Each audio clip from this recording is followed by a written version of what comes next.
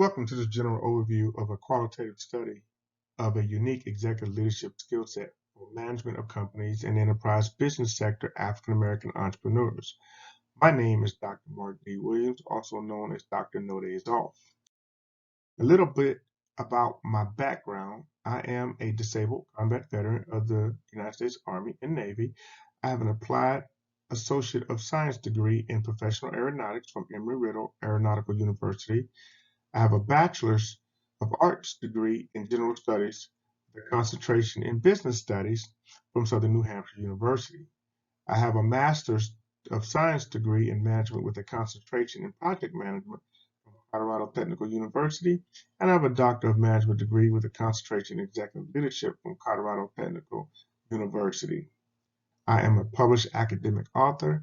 I am a 16-year-plus veteran and trainer of entrepreneurship and leadership development.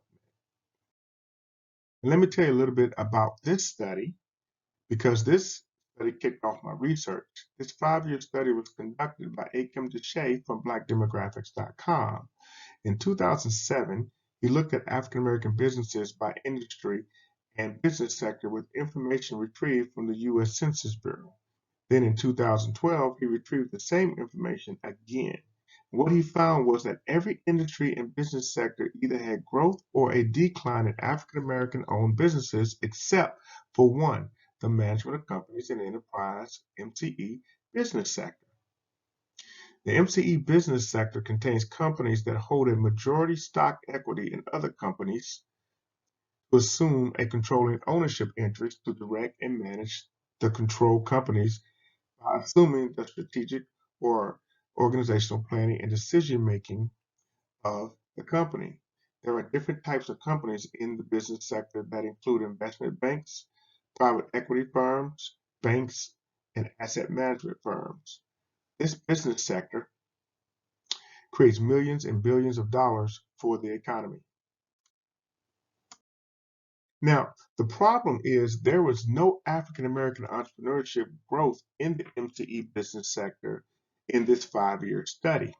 I started looking further into the business sector and found African American entrepreneurship participation rates were lower in comparison to other non-ethnic and ethnic groups with over 70,000 companies listed in the sector. I looked at other high revenue generating business sectors and found that African American entrepreneurs had those same low participation rates in the same comparison. In 2015, the researcher Rubin and Queen confirmed this problem when they reported African American entrepreneurs' numbers are fractions compared to other ethnic and non-ethnic groups in reference to firms and in high revenue generating industries and business sectors. Now, Dr. Martin Luther King spoke about African American culture having diminished skills developed from the pathological behaviors of slavery and institutionalized racism in his I Have a Dream speech. These pathological behaviors limited the poverty-stricken social, economic, and demographic backgrounds of many African Americans, and that spills over into entrepreneurship. Dr. Martin Luther King Jr. also described the economic dislocation of African American culture, calling it a lonely island of poverty amid a vast ocean of material prosperity. Purpose and significance of this research on African American entrepreneurs in the MCE business sector is to determine if a certain executive leadership skills exist. If possible, identify a unique executive leadership skill set, assist with reducing large disparities with other ethnic and non-ethnic groups, because there is a great disparity amongst Caucasian African American MCE entrepreneurs. In 2012, the Census Bureau continues to report disparities with African American entrepreneurs, but the organization never reports why the disparities exist.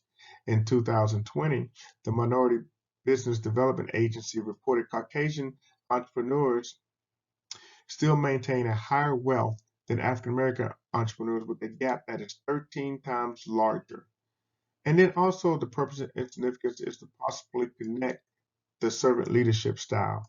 The servant leadership style has been prevalent in African American culture throughout history and it's interesting to determine if the servant leadership style is utilized by African American entrepreneurs in the MCE business sector to have productivity and success. Now, so the research question is, what is a unique executive leadership skill set needed by African American entrepreneurs to succeed in the MCE business sector?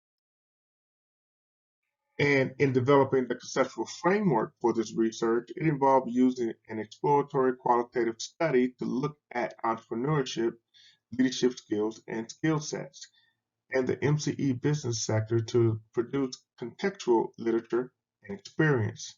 Now, to develop the theoretical literature, I looked at the social, economic, and demographic backgrounds of African American entrepreneurs and the servant leadership style to determine if a unique executive leadership skill set develops. African American entrepreneurs, their backgrounds, and executive leadership in the MCE business sector formed the research question. Qualitative research method helped me gain an understanding of the reasons, opinions, and motivations behind the MCE African American entrepreneurs' efforts of providing insight to their productivity and success. The exploratory research designed with a nascent theory approach helped examine the individuality and develop a better understanding of the study's concept and discovered hidden variables underlying a set of manifested measures. And the transformative worldview addressed the actionable agenda for important present-day social issues involving empowerment, inequality, oppression, domination, suppression, and alienation, with a focus on marginalized or disenfranchised groups such as African American entrepreneurs. Now, the population and sampling of this research came from a total population of African American owned MCE businesses, which totaled 196. The inclusion criteria of the population included the MCE African American entrepreneurs with at least 5 years of experience and $1 million in profit or revenue to form the targeted sample for this research. From the inclusion criteria, I identified and contacted 42 African American owned businesses.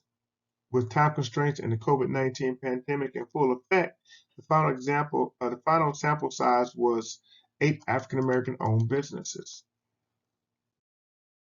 Now, for instrumentation in this research, I used triangulation to create credibility, dependability, and confirmability for the study to have transferability. I established credibility with public business data and proof of business ownership from government agencies, financial, and professional organizations. Established confirmability using a scholarly documentation on entrepreneurs, leadership skills, and skill sets and servant leadership. Now, dependability was established through the semi-structured interviews with open-ended questions and informed consent documents from each participant. The study's transferability was established with providing descriptive settings and context of the research, making it applicable to other populations and situations.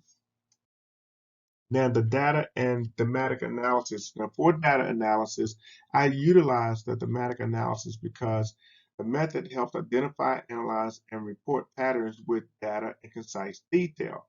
Of course, COVID-19 removed my ability to have in-person interviews, but the pandemic did allow me to cast a wider net with the MCE African American entrepreneurs across the country using video and audio conferencing. I launched the semi-structured interviews with open-ended questions utilizing video audio conferencing. After conducting the interviews, I utilized a transcription service to transcribe the interviews into Microsoft Word documents. After transcription was completed, I manually reviewed each transcription for accuracy. After verifying accuracy, I sent transcriptions to participants for fact-checking and verification. After receiving confirmation, I uploaded all final transcripts into NVivo. I manually created codes, pre-mapped word phrases, associations, and static and dynamic sets to analyze the received data. And I also had NVivo automatically create codes to have additional analysis of the data. Now, here are some graphic characteristics of the study's participants. Now remember, the inclusion criteria included African American entrepreneurs with at least 5 years within the business sector and 1 million in revenue and profits. Now from the study's sample size, I was able to capture diversity within the MCE business sector amongst African Americans. The participants were evenly divided between male and females.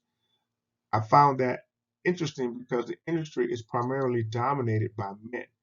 What is also interesting is they held different positions with their company or with other companies within the business sector. I could have gone a little bit more specific with the revenue and profits, but it would not keep the privacy of the participants because certain professional organizations track and monitor the individual's assets. So the revenue profit section puts the business within a range. The sample size also captures the various entities within the MCE business sector, such as investment banks, an asset manager, banks, and a private equity firm. Now, from the data, what we found was 8 executive leadership skills were identified from the participant responses that creates a unique executive leadership skill set. And these were skills that were repeated in the responses from the different participants. The first skill is business acumen. Business acumen means having a deep and applicable understanding of how a business executes. The next skill is financial acumen. Financial acumen means having a financial control procedures or financial management of the business. The U.S. Office of Personnel Management even have financial acumen as a governmental senior core executive skill to have before entering executive leadership within governmental agencies. Participants responding with financial acumen as an important skill express African American entrepreneurs need to learn delayed gratification with liabilities and create more assets by reinvesting profits back into their business and around their business. The next skill is communication. Communication involves clearly transmitting ideas, knowledge, and messages using verbal, nonverbal, and written communication methods. The decision-making skill received a unanimous response from all participants.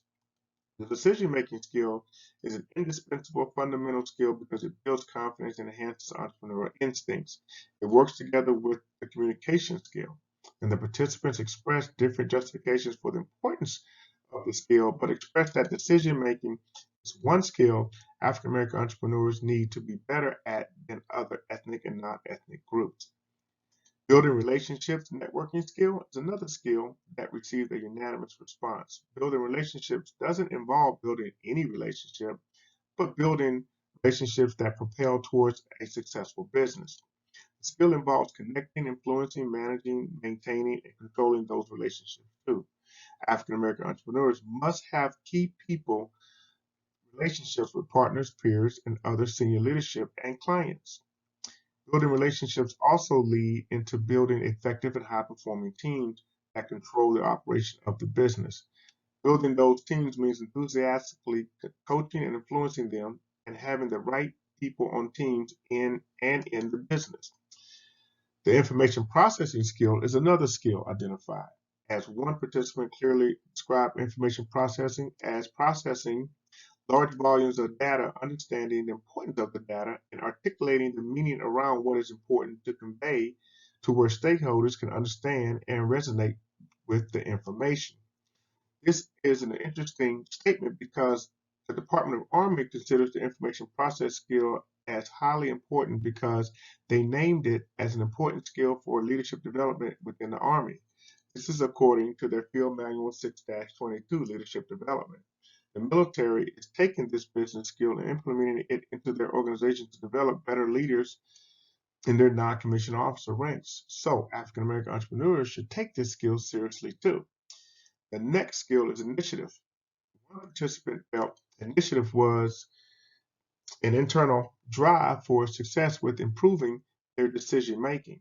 This was an interesting connection to the research that Chotre and Taylor's research study described as initiative being a dimension of empowerment.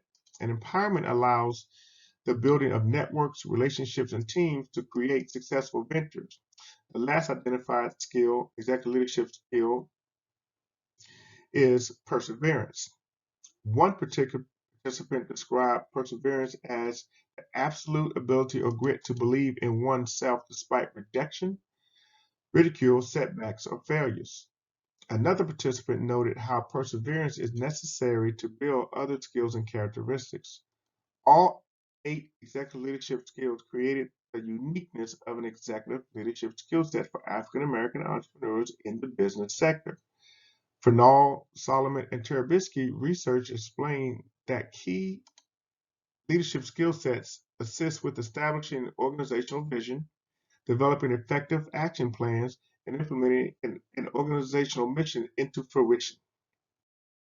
Now, while looking at executive leadership skills for the development of a unique executive leadership skill set, I looked at possible cultural external factors of educational and social, economic, and demographic backgrounds, plus any professional or personal characteristics that help develop those executive leadership skills. Now, when it came to the educational background, all participants but one had college degrees. 3 of them had undergrad degrees only. 4 of them had graduate degrees of various and multiple concentrations. All participants had industry certifications, designations, or formal business training. College degrees was not a factor in having success in the business sector, but it was an influencer in developing participants' executive leadership skills. Now, the industry certifications and designations also assisted with their success too. Now, the social, economic, demographic backgrounds vary amongst participants.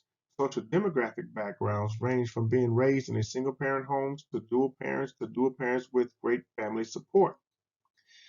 The social economic backgrounds range included living in poor urban areas to low upper middle class to a wealthy family. Asked participants if there were some professional or personal characteristics that contributed to the development of their executive leadership skills, and there were no specific professional or personal characteristics that stood out in affecting the development of their executive leadership skills. Now, the different characteristics that participants listed match many of the leadership characteristics revealed in the literature review of this research. There are 3 themes the study looked at as external factors to developing a unique executive leadership skill set, and they are the best business practices, what is missing from African American entrepreneurship, and a lack of organizational knowledge.